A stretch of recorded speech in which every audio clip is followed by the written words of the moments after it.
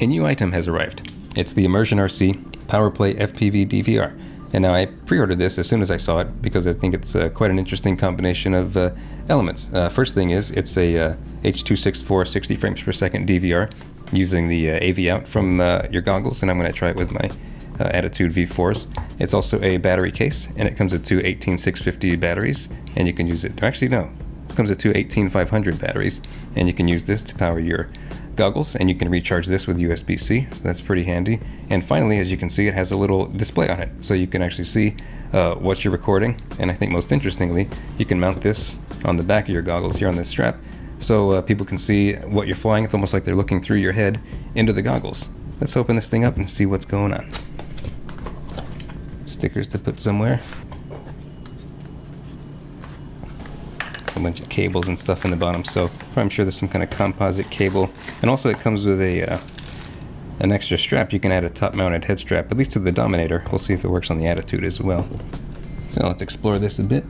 Micro SD in, DC out, AV in, USB-C, up to date. Okay, these are 18500 cells.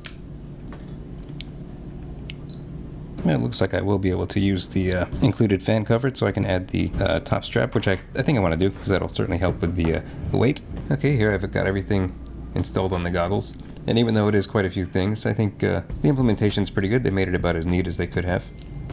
Yeah, now it's like having a power switch on the goggles. Hold it down, I assume. Yeah. Okay, let's plug in the little twig here. There we go. Looks like it's working. Let me unplug the quad. So I think there's a little menu to go through here.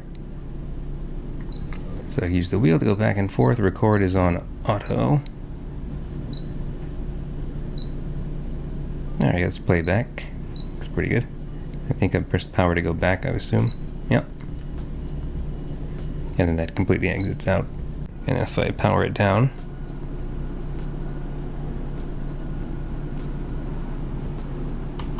and the goggles also power down. I forgot to stop the recording. So yeah, pretty handy. Anyway, charge it up and then take it out tomorrow and I'll capture some footage and we'll see how it looks.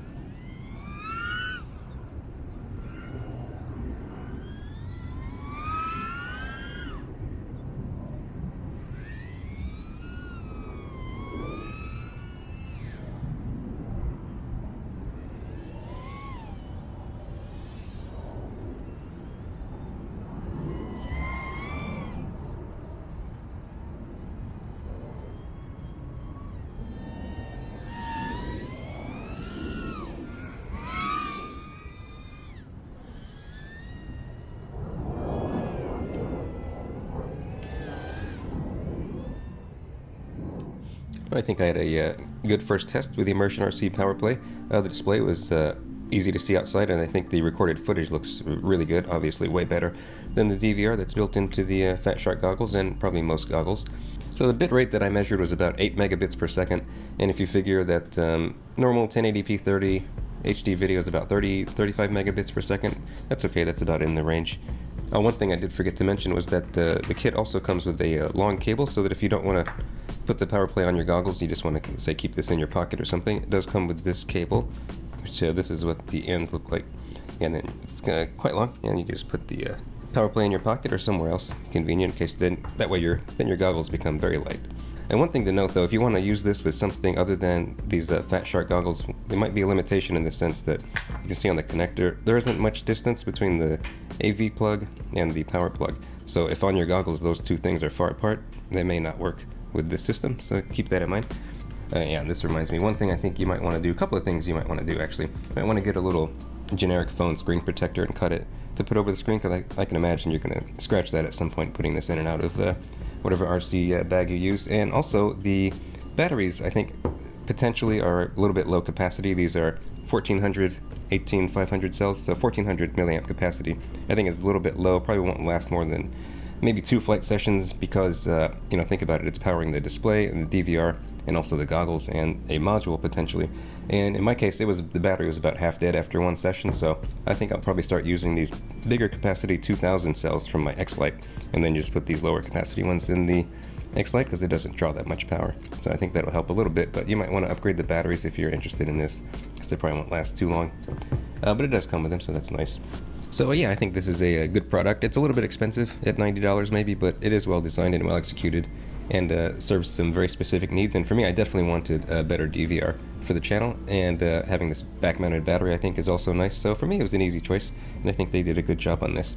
So anyway, that's a quick look at the ImmersionRC PowerPlay FPV DVR. Thanks for watching, and I hope to see you in the next one. Well, bye-bye.